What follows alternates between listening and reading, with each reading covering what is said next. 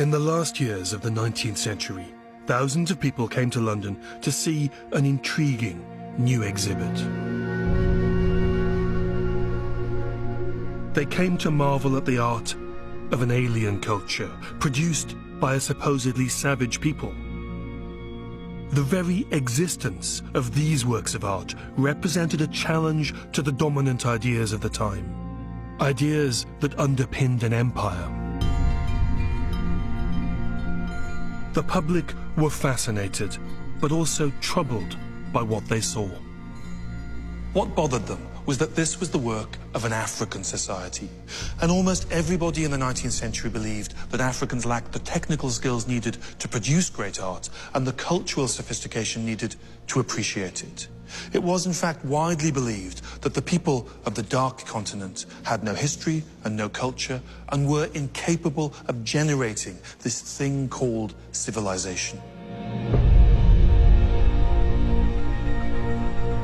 These reliefs that so disturbed the Victorians are the Benin Bronzes.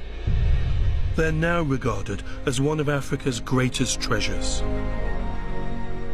Created from the 16th century onwards in the ancient West African kingdom, they record Benin's great kings, her wealth, her military power, and the history that Africans were supposed to lack. I've been coming to see these works of art my whole life. I was first brought to see them when I was just a little boy by my family.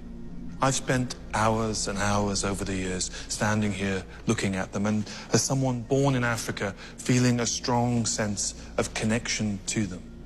But despite all their beauty, they are, to me, tragic works of art because they are loaded with a sense of loss. And that's because today they're not in Nigeria among the people whose ancestors made them.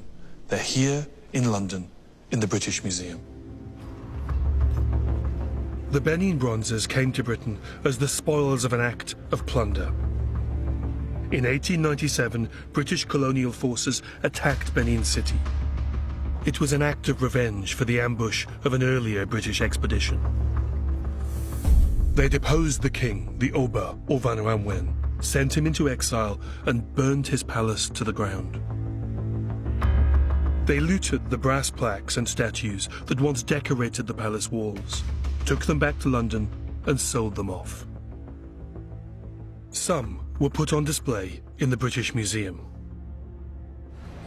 Yet many of the Victorians who puzzled over the existence of the bronzes had forgotten that they were not the first outsiders to see the art of Benin. Centuries earlier, Portuguese explorers had encountered the bronzes in their original home, on the walls of Benin's royal palace. It stood at the heart of a vast city, ringed by one of the largest earthwork walls in the world. These early European travelers came not to conquer, but to trade. Before the prejudices of later centuries, they had no trouble recognizing Benin as a powerful, sophisticated civilization, one that was capable of producing great art. And it's in the art that we find evidence of these first relationships between West Africans and Europeans. Evidence that shows the faces of early Portuguese traders, complete with beards and long European noses.